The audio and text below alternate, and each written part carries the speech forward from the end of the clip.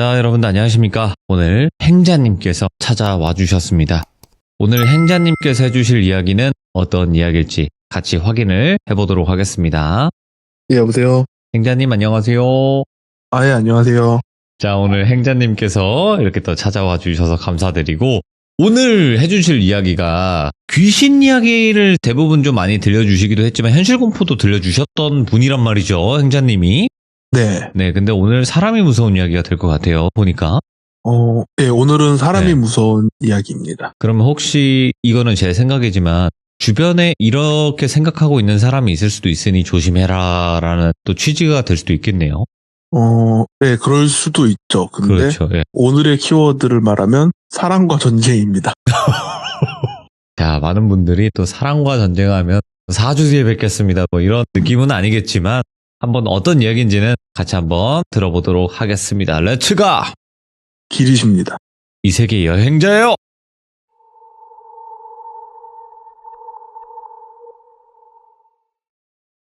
일단 이 이야기는 제가 이제 친구들이랑 술을 먹다가 이 얘기를 듣고 이거 해야겠다. 이게 되게 특이한 경우인데 경찰인 지인과 기자인 지인이 같이 아는 일이었어요. 근데 이제 경찰인 지인이 아는 부분은 뒷이야기는 몰랐고 그래서 둘이 얘기가 같은 이야기였는데 알고 있는 부분이 좀 달랐던 거였어요. 그 얘기를 하면 남자 주인공을 똘비라고 할게요. 그리고 또 다른 남자를 갑돌이라고 하고 예. 여자 2명이 나오는데 영희랑 미애로 할게요. 영희와 미애. 이 이야기는 이제 그 기자인 친구한테 들은 얘기로 하면 이 기자인 친구가 정신병원에 있었던 그리고 나와서 현재 기업 활동을 하고 있는 분과 인터뷰 비스무리하게 하다가 들은 얘기였대요. 예. 원래는 이제 다른 일로 인터뷰를 하러 갔다가 근데 왜 정신병원에 가셨냐? 왜냐면은 정신병력에 따라 인터뷰 효력이 없어질 수도 있기 때문에 물어봤는데 그때 해준 얘기래요. 이 똘비는 군대 가기 전까지 수총각이었어요. 예.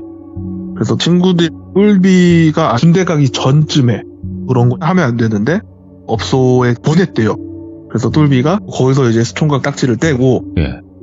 사실 처음이라 정신도 없었고 기억이 나는 게 뭐 그 여자 얼굴도 기억 안 나고 뭐 이름 이런 건 당연히 기억도 안 나고 예. 자기는 이 총각 딱지를 뗐다는 거에 의미를 두고 이것만 기억하고 있었는데 진짜 좀 강인하게 박혀있는 거는 거기서 이제 일하시는 분이 문신이 있었대요. 근데 그 문신이 되게 일반적인 뭐 레터링이나 이런 흔한 그림의 문신이 아니라 예.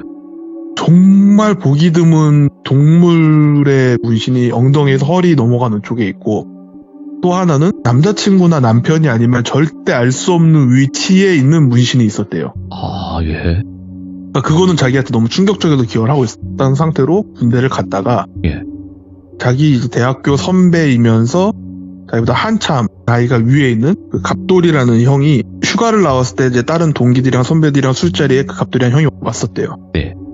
그래서 그 자리에서 얘도 우리 동문이라고 그러면서 그러냐 반갑다 나는 뭐 몇 학번 선배다 뭐 이런 식으로 막 얘기하면서 좀 친해졌었대요. 예. 그리고 되게 친해지고 되게 잘해주고 그렇게 그냥 그런가 보다 하고 첫 휴가를 보내고 있는데 이제 미애라는 학교 선배 누나가 있었는데 어떻게 하다 보니까 그 미애 누나하고 이제 관계가 있었대요. 그러고 살고 있다가 복귀를 하고 있는데 상병 될 때쯤에 갑자기 집에서 전화가 왔대요. 그래서 뭔가 하고 받았더니 받자마자 아버님이 욕을 엄청나게 하시더래요. 왜 그러시냐 다짜고짜. 너희 휴가 나와서 뭘 했길 막 뭐라 하시더래요. 뭔데 했더니 그 미애가 애를 낳았다는 거예요. 근데 시기랑 똘비가 계산해보니까 얼추 맞아요. 아니 그러면은 그때 딱 한 번 그날이 예. 하필이면 애가 들어서서 이 사람은 나한테 말을 해야 되는데 내가 군대에 와 있으니까 말을 못하고 낳았구나라고 생각을 했대요. 예. 그럼 뭐 어쩌겠어요. 그 애도 이거 그러니까 빨리 휴가를 일단 나와서 급하게 결혼을 하자. 이게 된 거예요. 그리고 뭐 제대로 된 준비는 이제 휴가 나갈 때까지 부모님이랑 그 미애랑 미애의 그 어머니 아버님은 돌아가셨다고 어머님이랑 이렇게 넷이서 준비를 다 얼추 해놓고 자기는 휴가를 나오자마자 결혼식장을 끌려갔었대요. 그러니까 이제 법적으로 결혼식이 돼버렸으니까 이제 이 사람은 상근 예비역으로 빠져야 되는 거예요 또. 자기는 이제 뭐 군생활 힘든 거 다 겪고 이제 좀 편해질만 하니까 상근으로 간 것도 억울한데 갑자기 애 아빠가 됐잖아요. 근데 다행히 이 똘비의 집이 유복했대요. 꽤 많이. 그래서 이제 똘비는 또 원래 프로그래머 쪽에 일을 했기 때문에 이제 상빈 예비로 빠졌으니까 집이 유복해도 지원도 있었고 네. 군대에서 이제 퇴근하고 나와서 그 프로그램 쪽 일을 이제 외주처럼 받아가지고 용돈벌이 하면서 그걸로 이제 좀 애 키우는데 좀 보태고 그런 식으로 이제 살아가고 있었대요. 자기는 얼떨결에 20대 초반에 애 아빠가 됐고 그래서 그냥 그러려니 하고 이제 그냥 뭐 어쩌겠냐 이게 내 인생인 걸 하고 이제 그냥 열심히 살아가고 있었대요. 어쨌든 자기 애니까 애를 보면 또 너무 힘나고 그러고 있다 이제 자기가 군 생활이 끝날 때쯤에 그 갑돌이 선배가 있었잖아요. 그 갑돌 선배가 결혼을 할 사람이라고 이제 누구 데리고 왔었대요. 네. 여자친구를 이제 결혼할 거라고. 이제 똘비가 1차 자리에는 못 갔고 근데 그 1차 자리에서 나온 얘기가 진짜 어리고 이쁘다. 역시 사람은 성공하고 봐야 된다. 왜냐면 이제 그 갑돌이가 원래 집이 좀 불우했는데 프로그램 쪽에서 열심히 해서 나름 성공을 하고 돈을 좀 많이 벌었나 봐요. 그래서 막 역시 사람은 성공하고 봐야 된다. 진짜 아무것도 없던 이 양반이 성공해서 돈 좀 버니까 이렇게 이쁘고 착하고 어린 와이프를 맞이한다고 완전 생 도둑놈이라면서 막 사람들이 짓궂게 장난을 쳤대요. 그런저런 얘기를 하다가 1차 자리가 끝나고 그 영희가 가고요. 영희가 이제 집에 갔고 2차에 이제 똘비가 왔는데 자기가 2차 자리에 왔더니 자기 선배들이 그 갑돌이를 막 놀리고 있더래요. 아까 전에 살짝 보니까 여자분들 티 짧은 거 있잖아요. 그 영희가 이제 뭘 주울 때 보니까 골반 쪽에 문신 같은 게 보였다는 거예요. 근데 이 사람들이 일하고 하는 그쪽이 정말 공부만 열심히 하는 그쪽 분야다 보니까 뭐 문신에 대해서 타투에 대해서 편견이 있는 분도 있고 없는 분도 있지만 좀 그냥 농담으로 말을 한 거죠. 좀 짓궂은 농담으로 막 일진이었던 거 아니냐. 형 와이프 나이 어린데 막 어린 신부한테 맞는 거 아니냐고 막 빵청털 되는 거 아니냐고 이렇게 짓궂은 장난을 치고 있었대요. 그러니까 막 사람들이 그냥 그러고 있다가 이제 갑돌이가 전화가 와서 잠깐 나 나가서 전화 좀 받고 올게 하고 나갔는데 똘비도 와서 무슨 일이냐. 그러니까 아까 전에 그 결혼할 사람이라고 데리고 왔었는데 타투가 있는 것 같더라고. 그래서 놀리고 있었어. 그러니까 막 똘비도 그러냐고. 저 형 저 순둥순둥한데 막 와이프한테 삥뜯 끼는 거 아니냐고 이렇게 또 장난을 치고 있던 거죠. 그냥 사실 부러우니까 장난을 치는 것도 하고. 그렇게 해서 자리가 이제 3차를 갈 때쯤 되니까 2차에서 그 갑돌이가 계산하고 갔대요. 네. 나중에 청첩장 나오면 그때 다시 한번 밥 산다고. 3차는 이제 남은 사람들이랑 똘비랑 갔는데 사람들이 이제 아까 또 그런 얘기가 하다 보니까 이제 또 남자들끼리 있으면 또 이제 여자 얘기가 막 나오잖아요. 막 그런 여자 얘기 하다 보니까 이제 그 얘기가 나온 거예요. 똘비가 아직 수총각이지? 이 얘기가 나온 거예요. 그러니까 똘비가 아니라고. 나 애 있는 거 몰랐냐고. 그러니까 너 애가 있었냐고. 나 지금 애가 생겨가지고 결혼까지 해가지고 나 상견례비로 돌린 거라고. 그러냐? 근데 왜 안 불렀냐니까. 아니 자기도 휴가 나오니까 갑자기 그냥 결혼식장으로 끌려가서 잘 몰랐다 준비하고 그럴 시간이 없었다고. 그래서 막 나중에 그럼 따로 뭐 우리끼리 축하 파티 같은 거 해야 되는 거 아니냐 막 이런 얘기하면서 다른 자기 동기가 근데 너 그때가 처음이 아니지 않아? 이런 거예요. 그러니까 똘비 자기도 잊고 있던. 예. 맞네 나는 처음이 그게 아니네 이게 된 거예요. 그러니까 사람들이 뭐냐 물어보니까 자기의 처음은 이제 업소를 간 거였다. 예. 그러면서 막 얘기하는데 그 타투가 생각이 나더래요. 예. 맞다 그 사람 그런 타투가 있었지 뭐 이런 생각만 혼자 하고 있었는데 사람들이 이제 물어보니까 얘기하다 보니까 또 이제 그 썰을 풀게 되잖아요. 그러니까 사람들이 뭐 오오 이러고 있는데 이미 사람들 머릿속엔 그 타투에 꽂힌 거예요. 되게 네. 특이하다 보니까. 그러고 자리를 파했대요. 그리고 이제 갑돌이가 그때 내가 술 제대로 못 썼으니까 따로 술 한번 샀게 저녁도 했고 같이 술 한잔 하자 해서 만나서 얘기를 하는데 똘비도 몰랐었는데 갑돌이가 딸이 하나 있었대요. 예? 형 딸이 있었냐고 했더니 자기가 이제 어렸을 때 그때 첫사랑이랑 관계를 맺었었는데 난 그 첫사랑이가 임신한지 몰랐었다. 근데 어느 날 집 앞에 애가 있더라. 예. 편지랑. 그러니까 그 첫사랑이 애를 낳고 어쩔 줄 몰라서 이 사람 집에 놓고 자기는 잠수를 탔다는 거예요. 예. 어쩌겠냐. 근데 시기로 보나 뭘로 보나 자기 애가 맞는데 그래서 그냥 자기가 그때부터 키웠다고. 그래서 자기 학교 중간에 때려치고 일만 한 거라고. 그럴 수 있을 만한 나이도 아니었고 그때만 해도 이게 시기가 최근 일이 아니어서 예. 글씨체만 봐도 그 자기의 첫사랑인 걸 알았대요. 그러니까 뭐 친자 검사를 안 할 정도로. 예. 오호. 너무 시기상 맞는 것 같았대요. 예. 그리고 일단 그 편지의 글씨체가 자기 첫사랑이었고 근데 이 똘비도 사실 갑돌이랑 똑같은 말을 한 거예요. 예. 맨 처음에는 이제 갑돌이가 어쩌긴 이미 어느 정도 잘 크고 있는데, 그래서 그렇구나 이러고, 그러고 이제 살다가 이제 똘비는 갑돌이랑 또 술 먹고 얘기하고 하다가, 너 근데 뭐 첫 경험 얘기 뭐 이런 거 했었다며, 단톡방 보니까 그런 게 있던데 막 이런 얘기가 나온 거예요. 그러니까 그 자기 군대 가기 전에 없어졌던 그때 계획이라고. 근데 애들이 그 타투 얘기는 뭐냐고. 내가 갔을 때 그 첫 경험했던 그 업소에서 일하시는 분의 몸에 타투가 이런 게 있었다. 근데 이 갑돌이가 표정이 좀 안 좋아지는 걸 못 느꼈대요, 똘비가. 자기 그냥 신나게 막 떠든 거죠. 그리고 뭐 무슨 타투가 있었길래 했더니 자기가 기억하는 건 2개인데 오른쪽 엉덩이에서 허리 올라가는 길에 동물 타투가 있고 되게 특이한 동물이었대요. 뭐 뱀이나 용이나 이런 게 아니라 무슨 생뚱맞게 뭐 나무늘보 같은 정말 너무 생뚱맞은 동물. 나무늘보? 그러니까 나무늘보 마냥 이런 타투를 왜 하지 싶은 동물 타투 하나 하고 허벅지 안쪽인데 남자친구가 아니면 알 수 없는 위치에 무슨 타투가 있었대요. 자기는 이제 오랜만에 얘기하니까 또 신나서 술도 먹었겠다 막 떠들고 있으니까 몰랐었는데 갑돌이가 표정이 안 좋아졌었던 거예요. 그리고 이 형 재미없나? 이런 거 싫어하나? 뭐 이런 거 싫어하는 사람도 있으니까 형 너무 죄송하다고 이런 거 뭐 싫어하시는 줄 몰랐다 뭐 이런 식으로 이제 얘기하고 갑돌이가 괜찮다 하고 이제 파가 된 거예요. 예? 그러고 나서 시간이 좀 지나서 갑돌이랑 그 영이랑 결혼을 했고 부부 동반으로 이제 넷이 좀 자주 만났었나 봐요. 자주 만나기 시작한 지 얼마 안 돼서 이제 똘비는 둘째 아들이 생겼고 그냥 그렇게 되게 잘 지냈대요. 시간이 또 지나서 셋째 딸도 하나 생겼고 똘비가. 그러니까 똘비는 자식이 3명이 된 거예요. 그러다가 이제 똘비가 원래 하고 있던 회사에도 출장 갈 일이 있어서 2달인가 3달인가 이제 출장을 외국으로 나갔다가 2-3달 만에 이제 한국을 왔는데 사람들이랑 오랜만에 술 한잔 하려고 다들 모이자 술 한잔 합시다 이렇게 하려고 전화를 막 돌렸는데 자기랑 친하게 지내는 선배 하나가 너 지금 한국 왔냐고. 그렇다고. 무슨 일이시냐 했더니 너 지금 혹시 뭐 장례식장 올 수 있냐 뭐 이런 얘기를 하더래요. 장례식장이요? 하고 누구 죽었어요? 이랬더니 갑돌이가 안 좋은 선택을 했대요. 갑자기요? 이게 된 거죠. 그래서 일단 급하게 챙겨서 갔대요, 장례식장으로. 그런 사람들 있잖아요. 좀 의심병, 음모론자들이 생기죠. 그럼 젊은 아내가 그럼 저 형 재산 다 갖는 거냐. 뭐 젊은 아내가 죽인 거 아니냐. 근데 젊은 아내 왜 안 보이냐. 재산 이제 상속 받으면 끝이다 이거냐. 뭐 이런 식으로 좀 얘기하는 사람들이 있었던 거죠. 그러니까 갑돌이랑 친하던 몇 명 사람이 아니라 그 둘 별거 하다 이혼한 지 좀 됐을걸? 이게 얘기 나온 거예요. 똘비 입장에서는 몇 달 전만 해도 같이 봤던 것 같은데 내가 분한 건가? 잘 몰랐나? 왜지? 이러고 그냥 그런 생각만 하고 있다가 둘이 이제 별거 하다가 이혼 수속 밟고 얼마 안 있다가 갑돌이가 한 2-3달쯤 지나서 그러니까 똘비가 그 출장에서 돌아올 때쯤에 전 재산을 환원하고 안 좋은 선택을 했다는 거예요. 그러니까 재산을 받는 것도 아니고 그럼 딸은 어떻게 하냐.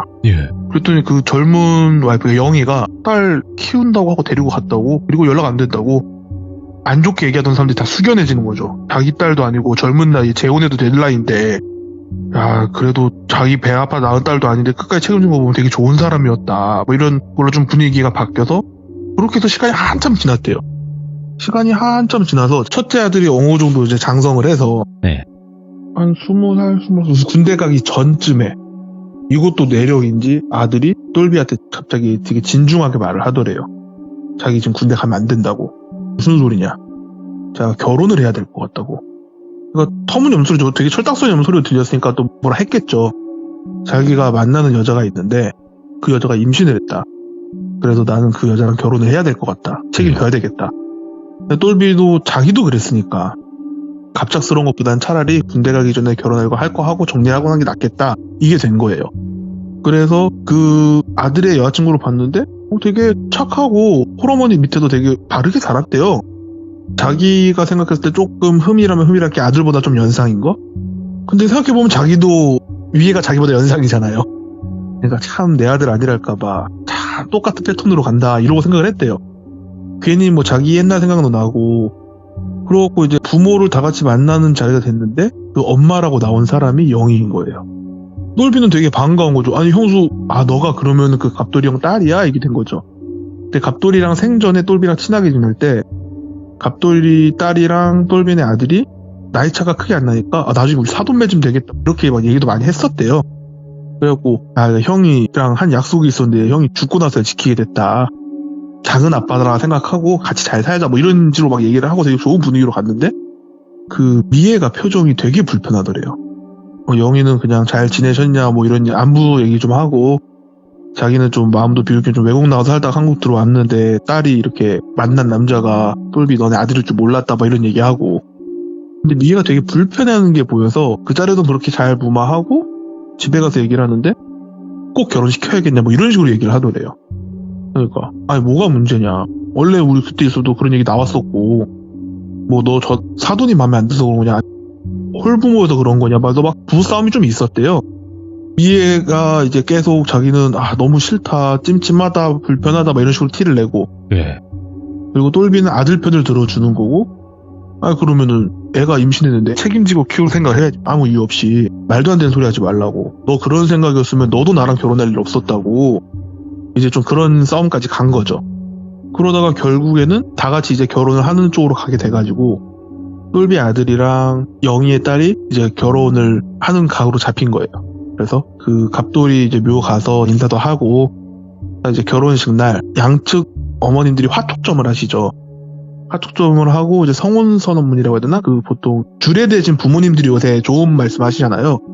그래서 이제 신랑 측에서는 똘비가 얘기를 했고 신부 쪽에서는 그 영희가 얘기를 해야 되는데 얘기 대신 영상 편지를 하나 띄우더래요.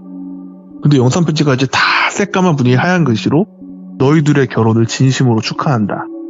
그리고 갑자기 이제 영상이 넘어가면서 내가 이 날을 얼마나 기다렸는지 모른다. 그리고 다음 영상으로 넘어가면서 이 영상은 너희들한텐 미안한데 니네 아빠랑 니네 엄마 그리고 나를 이렇게 불행하게 만든 똘비한테 보내는 편지다. 이런 식으로 내용이 갑자기 바뀌더래요.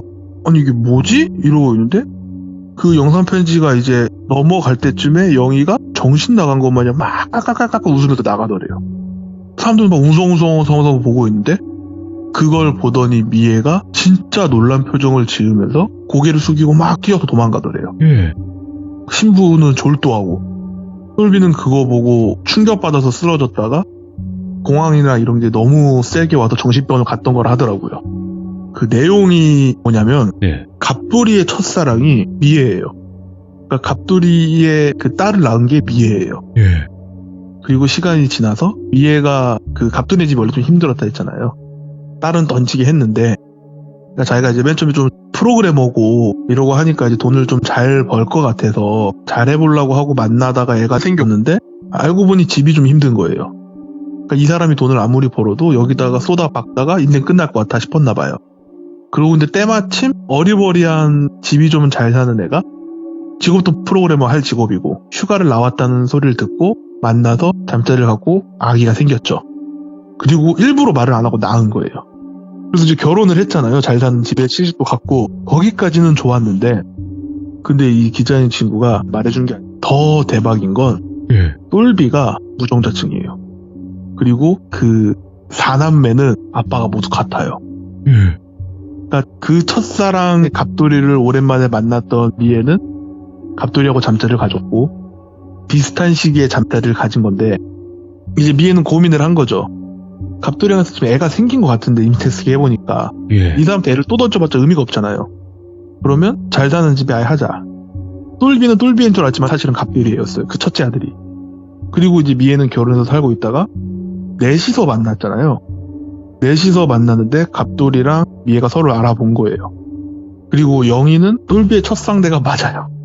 근데 똘비는 이 사람을 엿먹이려고 갑돌이한테 말해준 게 아니라 그냥 술자리에서 얘기가 나왔는데 갑돌이가 그 문신 얘기를 듣고 알아차린 거예요. 와. 근데 이 영희는 똘비가 자기를 알아보고 일부러 얘기를 했다고 생각을 오해를 한 거예요. 그런데 그 갑돌이랑 미애가 바람이 난 거예요. 예. 그러니까 둘째랑 셋째가 다 갑돌이 아들이고 딸이에요. 그러니까 4남매가 다 갑돌이 아들 딸이에요. 근데 영희는 이제 어느 정도 눈치를 까서 재산 분할을 하고 싶었는데 이게 지금 자기가 알았던 거 이상으로 지금 충격적인 상황에서 이건 재산 분할하기 편하겠다 싶었는데 갑돌이가 그제서야 말을 했대요. 너 원래 몸 팔던 애 아니냐. 나 다 알고 있다. 그렇게 하니까 서로 입 다물고 별거 상태로 들어갔다가 영희가 가만히 생각을 해본 거예요. 제가 어떻게 알았을까? 사람들 얘기하는 거 보니까 문신 어쩌고저쩌고 했던 건 똘비거든요. 아, 저 새끼 내 뒤를 캤구나. 혼자 오해한 거예요. 영희 입장에서는 사실 이 사람을 사랑해서 결혼한 건 아니에요. 사실 이 사람도 성공한 갑돌이의 돈을 원해서 결혼한 케이스인데 이대로 가면은 지금 큰일 나겠다 싶은 거죠. 그러니까 이제 갑돌이랑 합의를 한 거예요. 어떻게 합의를 했냐면 네가 이러니 저러니 해도 이 딸 내 딸이다. 니랑 그 바람난 딸 아니다. 내 딸이다. 내가 책임지고 키울 거니까 얘 성인 될 때까지 우리 이혼 없다. 만약에 네가 그런 수작을 부린다거나 내 딸한테 올 재산에 손을 대는 순간 나는 다 터뜨릴 거다. 그러니까 갑돌이도 알겠다. 왜냐면 몇 년만 있으면 딸이 성인 되거든요. 예. 대신 내 딸들은 외국에서 살고 있겠다. 너 돈 밀리지 말고 꼬박꼬박 보내라. 뭐 그렇게 해서 별거가 시작됐고 예.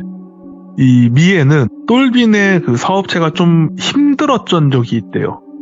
되게 힘들었던 시기에 갑돌이가 성공하니까 갑돌이로 갈아타려고 했는데 예. 갑돌이가 이러한 사정으로 좀 최소한 5, 6년은 있어야 된다. 근데 갑돌이 입장에서는 첫사랑이니까 나한테 사랑해서 오르는 거겠지? 어차피 우리 지금처럼 사랑하면 5, 6년은 문제 없잖아 인 거예요. 예. 근데 미애는 그게 아니거든요. 사실 미애는 내가 시집온 집이 힘들어졌고 얘가 잘 사니까 얘랑 하루라도 빨리 혼인장을 찍어야 이 재산의 권리가 저한테 오잖아요. 그래서 그걸로 또 좀 싸우고 하다가 알겠다 뭐 그렇게 합시다 이렇게 되고 있었는데 그렇게 분륜을 하는 과정에서 이제 딸까지 다 나왔던 거고 네. 그 과정에서 똘빈의 집이 다시 일어선 거예요. 힘들었던 게 다 정리되고 미애 입장에서는 굳이 저쪽으로 갈 필요 없어진 거죠. 그러니까 이제 점점 거리를 뒀던 거고 똘비가 출장 간 사이에 확실하게 연을 끊자라는 식으로 얘기를 했고 그러니까 갑돌이가 자기가 가만히 돌이켜 생각해보니까 정말 그냥 자기는 잘 살고 싶어서 열심히 살았고 자기는 사랑하는 와이프와 사랑하는 자식들을 키우고 싶었을 뿐인데 자기가 살면서 정말 죽어라 공부하고 죽어라 일만 하고 만난 여자가 몇 명 없는데 그나마 결혼한 여자 그리고 결혼할 뻔했던 여자는 오롯이 자기한테는 관심이 없어요. 자기가 갖고 있는 재산한테만 관심이 있는 거예요. 예. 그러면서도 또 한편으로 자기 딸이라고 굳이 키우려 했던 영희가 다시 생각이 났나 봐요. 영희한테 연락했는데 영희는 얘 성인 되면 우린 이혼이라고 다시 잡을 생각하지 말라고. 그러니까 되게 쓸쓸히 안 좋은 선택을 했고요 혼자서. 네. 그러니까 영희의 맨 처음 계획은 똘비랑 미애를 엿먹이고 싶었어요. 갑돌이까지 셋 다 네. 엿먹이고 싶었는데 그러니까 얘는 어차피 자기 딸이 아니잖아요. 누구 딸인지도 모르잖아요. 그럼 얘를 이용해서 똘빈의 첫째가 됐건 둘째가 됐건 아들이니까 쟤네한테 시집을 보내자. 예. 그 생각으로만 키웠던 거예요. 근데 쟤네 둘이 자꾸 바람을 핀 날이랑 계산을 해보니까 애들 태어난 시기가 얼추 맞으니까 혹시나 하는 마음에 그 집 새 애하고 갑돌이하고 맞췄었나 봐요 미리. 예. 셋 다 갑돌이 아들 딸인 거예요. 그러면은 영희는 여기서 멈춰야죠 사실. 이거는 예. 잘못하면 되게 인륜적인 문제가 있으니까. 지금 뭐 4촌 5촌의 문제가 아니잖아요. 근데 이미 이 영희 얘한테는 이렇게 좋은 기회가 확실히 엿먹일 수 있는 두 배 이벤트인데 약간 이런 생각을 가진 거예요. 와. 그래서 그 첫째 아들 둘째 아들 다니던 대학교에 딸을 보내고 막 그 난리를 쳐서 딸이 첫째 아이를 가졌다고 해서 결혼식을 가는 거였잖아요. 근데 이제 이 상황까지 왔으니 내 낳을 수는 없잖아요. 사실 둘은 남매지만 남매가 아니죠. 한 번도 남매로서 삶을 살아본 적이 없으니까. 근데 유전학적으로 남매니까 여기도 이제 똘비는 다시 한번 충격을 또 받은 거죠. 예. 그래도 그 집은 완전히 이제 풍비박산이 났다고 하더라고요. 그리고 그 영희라는 사람은 그렇게 웃으면서 나간 이후로 잠적이고 예. 사실 법적으로 문제된 건 없거든요. 잠적을 했고 예. 그 미애라는 사람은 실종된 지 몇 년 있다가 미애로 추정되는 변사를 발견했고 예. 그리고 둘째 아들이랑 영희가 키운 그 딸 둘은 외국을 나갔다고 들었어요. 그 첫째 아들은 안 좋은 선택을 했고 예. 그리고 막내딸이 그때 늦둥이어서 어려도 모든 상황을 이해하지 못했겠지만 어쨌든 막 엄마 사라지지 결혼식장에서 사람들 막 난리 나고 있지 큰오빠 안 좋은 선택했지 아빠 쓰러져도 병원 가 있지 막 할머니 할아버지 손에서 자랐는데 애가 그때부터 말을 못했대요. 와. 이 모든 상황이 스트레스로 오면서 똘비가 안 좋은 선택을 너무너무 하고 싶었는데 그 막내딸 보면서 참을 때 내가 쟤는 제대로 치료해야지. 왜냐면 내 딸이 아니어도 그러니까 내가 딸로 생각하고 키웠는데 그래서 자기는 정신병원에서 충동을 느끼는 게 너무 심해서 예. 단순히 공황장애뿐만 있는 게 아니라 충동을 오고 자기가 그거를 그 충동을 제어를 못하는 게 너무 심해서 입원 치료를 받았었다. 예. 그리고 이제 되게 많이 괜찮아져서 지금은 이제 공황장애 약만 먹는다라는 얘기였어요. 어떻게 이런 발상이 될까요? 와, 사람이? 그러니까 사실 저는 똘비가 좀 불쌍하더라고요. 네. 똘비는 의도치 않은 행동에 영희의 오해를 사서 타겟이 된 것뿐이고 영희는 나쁜 놈과 나쁜 년과 오해한 사람 때문에 미친 됐고 갑돌이는 되게 피해자인 척했지만 사실은 완전 나쁜 놈이거든요. 네. 그리고 그 미애도 저 맨 처음에 얘기를 들으면서 아 미애가 되게 힘들었겠다 싶었는데 알고 보니 미애도 미친 나쁜 년이었고 예. 그러니까 나쁜 놈과 나쁜 미친과 또 불쌍한 호구 하나 이렇게 넷의 사랑과 전쟁 이야기를 듣고 진짜 이건 사랑이 아니라 전쟁인데요, 진짜. 너무 충격적이고 와 인간이 더럽다는 느낌과 동시에 옛날부터 그런 말 있잖아요. 여자가 하늘 품으면 온열에 서리가 진다고. 와 영이 얘가 하늘 품으니까 한 집안을 품비박산을 내놓네. 그래갖고 아 정말 인간이 무섭다.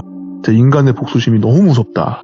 너무 끔찍하잖아요. 이 둘이 남매인 걸 알았을 때 대부분의 사람은 아 이거 말고 다른 방법을 찾아야 되나 하겠지만 이 사람한테는 개이득인 거예요. 와. 더 크게 엿을 매길 수 있게 됐어요. 정말 인간의 복수심 전 너무 무서웠어요. 영희가 어떤 부분에서 분명히 피해자가 맞거든요. 네. 근데 사실 이 사람도 그렇게 떳떳한 입장은 아니에요. 그러니까 저는 와 정말 인간의 그 추악함과 인간이 어디까지 타락할 수 있는가를 그리고 얼마나 잔인해질 수 있는가를 정말 이 얘기를 들으면서 이 얘기를 들은 술자리에 있던 우리 테이블에 있던 모든 사람 심지어 옆 테이블 사람도 예. 다 충격의 술잔을 놨죠. 저는 솔직히 여기 이야기에서 느낀 게 뭐냐면 이세계 여행자님께서 굉장히 조심스럽게 얘기를 하시는 것도 그러니까 중간중간 아 이건 이렇게 얘기해야 돼 이렇게 얘기해야 돼 이런 것도 다 느껴졌고 그리고 아마 빼신 것도 많을 거예요. 아 왜냐면 이게 사실 네. 저희 이제 친구끼리 얘기할 때는 좀 어휘 선택이나 이런 모든 게 다 날것의 와일드하죠. 단어들을 네. 쓰니까 와일드하죠. 왈것의 단어들을 네. 쓰고 네. 좀 더 어떻게 보면 굉장히 저질스러운 드립도 섞어가면서 얘기를 하니까 근데 이제 저는 이제 방송이다 그거를 보니까 듣었는데 네. 그대로 얘기하면 안 되니까 야, 근데 진짜로 와 너무 충격적입니다. 그러니까 충격의 그 이상 충격, 반전의 반전, 또 반전. 이게 머리가 아프네요, 정말로. 그래서 저는 정말 인간이 얼마나 추악하고 정말 지하 끝까지 이런 타락이라는 말 자체가 정말 딱 여기다. 어마무시합니다. 오늘 이세계 여행자님께서 또 이렇게 충격적인 사람이 무서운 이야기를 들고 와주셔서 감사드리고 다음번에 또 다른 이야기 꼭 찾아와 주시기 바라겠습니다. 네, 긴 얘기 들어주셔서 감사합니다. 고맙습니다. 네, 감사합니다. 자, 아마 뭐 댓글이 엄청나게 불탈 것 같은데요. 이 이야기를 다 들으신 우리 귀족님들의 개인적인 또 의견들을 댓글로 꼭 남겨주시길 바라겠습니다. 감사합니다.